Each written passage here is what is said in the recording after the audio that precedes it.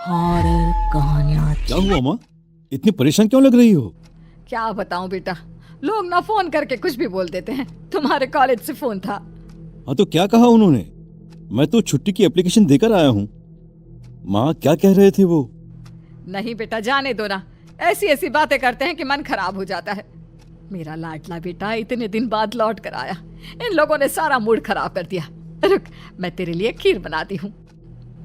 सुशीला जी जैसे ही पलटकर किचन की तरफ जाने लगती है, अचानक से अमन का चेहरा बहुत डरावना और खतरनाक हो जाता है और उसकी शक्ल हूबहू निमिषा जैसी हो जाती है। अपनी गर्दन टेढ़ी करके अमन धीरे से कहता है, कॉलेज वाले ठीक कर रहे हैं माँ, आपका बेटा तो कब का मर चुका है। यहाँ पर आपका बेटा नहीं बल्कि मैं, निमिषा। थोड़ी देर के बाद, ये ले तेरी पसंद की खीर बनाई है, अब जल्दी से खा ले बेटा। मैं बस अभी रसोई में बर्तन धोकर आती हूँ।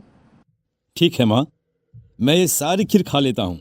मुझे तो खीर वैसे भी बहुत पसंद है। सुशीला जी रसोई से बाहर आती है।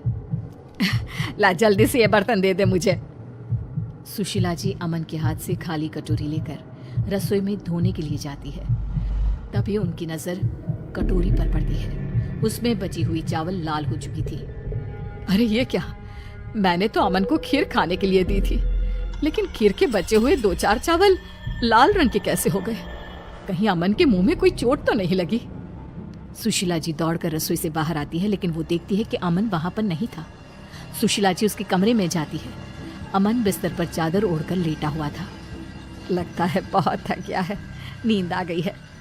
ऐसे भी डिस्टर्ब करना ठीक नहीं, बाद में पूछ लूंगी। लेकिन फिर भी चावल ऐसे लाल कैसे हो गए? मेरी तो कुछ समझ में नहीं आ रहा। अगली सुबह जब सुशीला जी अमन के कमरे की तरफ जाती है तो उनकी नजर बिस्तर से नीचे लटक रहे लंबे बालों पर पड़ती है। हे भगवान, ये क्या है? अमन के कमरे में किसी लड़की के लंबे लंबे बाल। ये कौन है? अमन! क्या हुआ माँ? अरे इतनी जोर से चिल्ला क्यों रही हो? अभी यहाँ तुम्हारे बिस्तर पर किसी लड़की के लंबे लंबे बाल थे, बेड से नीचे लटक रहे थे बेटा। माँ आपने जरूर कोई बुरा सपना देखा होगा। ऐसा तो कुछ भी नहीं है। यहाँ पर तो मैं हूँ, देखिए, और कोई नहीं है मेरे अलावा। पता नहीं बेटा क्या हो रहा है। तेरे कॉलेज वालों ने जब से बताया है कि आपका बेटा मर चुका है, तब से बहुत डर गई हूँ। मैं कल से बस वही सब सोचने में लगी हुई थी, शायद इसलिए मुझे ऐसा लगा होगा। तो असली बात ये है, इसलिए आप इतनी परेशान हैं। माँ मैं बिल्कुल ठीक हूँ, कुछ नहीं हुआ मुझे। भगवान तुझे हमेशा खुश रखे बेटा। पूरा दिन निकल जाता है। रात को लगभग 10 बजे सुशीला जी के मोहल्ले में जोर जोर से शोर मचने लगता है। सुशीला जी घर से बाहर निकल कर आती हैं। अरे क्या हुआ? आप लोग इतना चिल्ला क्यों रहे हैं? अरे गजब हो गया, हमारे पड़ोस में रहने वाला महेश है ना, किसी ने उसे जान से मार दिया। अरे ऐसे कैसे? लेकिन इससे पहले तो कभी इस तरह की कोई घटना नहीं हुई।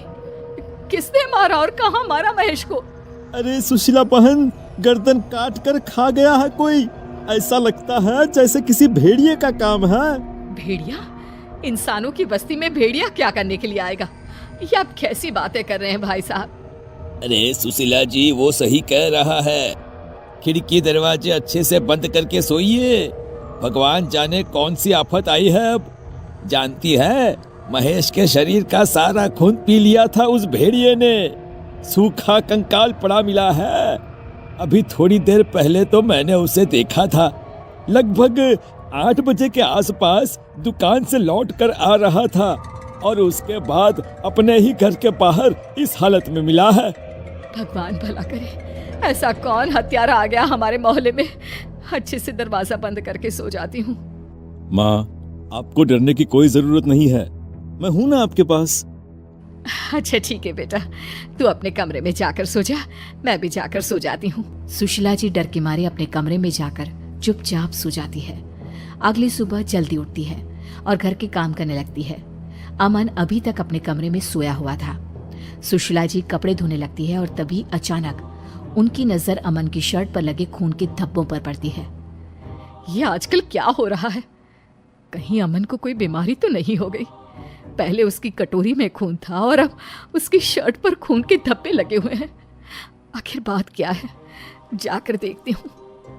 सुशीला जी चुपचाप अमन के कमरे की तरफ गई। उन्होंने देखा कि बेड पर कोई लड़की थी जिसके लंबे लंबे बाल लहरा रहे थे। उसका चेहरा दूसरी तरफ था। ये देखकर सुशीला जी बुरी तरह से डर जाती हैं। कौन हो तुम? कौन हो? और यहाँ मेरे बेटे के कमरे में क्या कर रही हो? तभी अचानक से वो लड़की पलट कर देखती है। वो लड़की और कोई नहीं बल्कि निमिषा थी, लेकिन आवाज अमन जैसी थी। निमिषा अमन की आवाज में बात करती है। क्या हुआ माँ?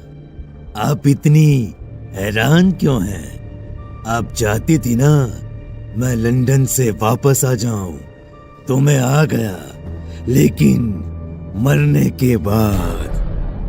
पागल हो गए हो तुम? और तुम कौन हो? तुम्हारा चेहरा मेरे बेटे से मिलता है। कहाँ है मेरा अमन? माँ, मैं अमन ही तो हूँ, बस मेरा शरीर निमिषा का हो गया है। ये निमिषा मुझे लंदन में मिली थी और जानती हैं, वो मर चुकी थी।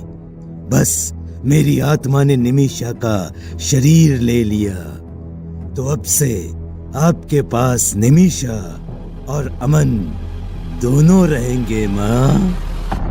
और इतना कहकर निमिषा जोर जोर से हंसने लगती है। ये देखकर सुशीला जी वहां से भागने की कोशिश करती है, लेकिन निमिषा अपने लंबे बालों से एक रस्सी बनाकर सुशीला जी को पकड़कर खींच लेती है।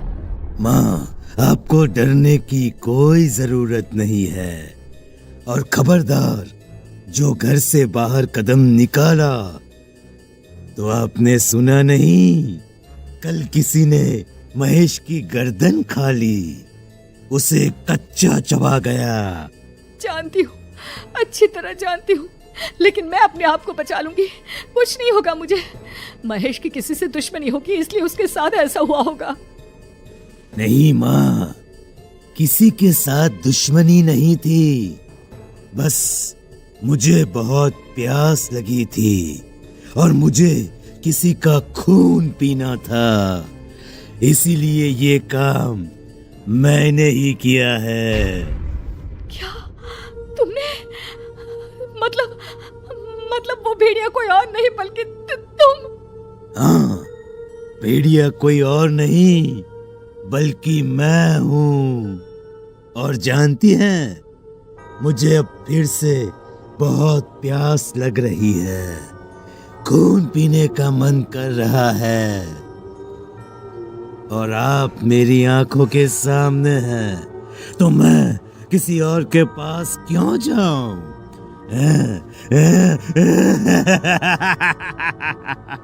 इसके बाद निमिषा एक झटके से सुशीला जी की गर्दन काट देती है और उनका खून पी जाती है। और उसके बाद वो हमेशा के लिए एक बुरा साया बनकर अमन और सुशीला जी के घर में रहने लगती है।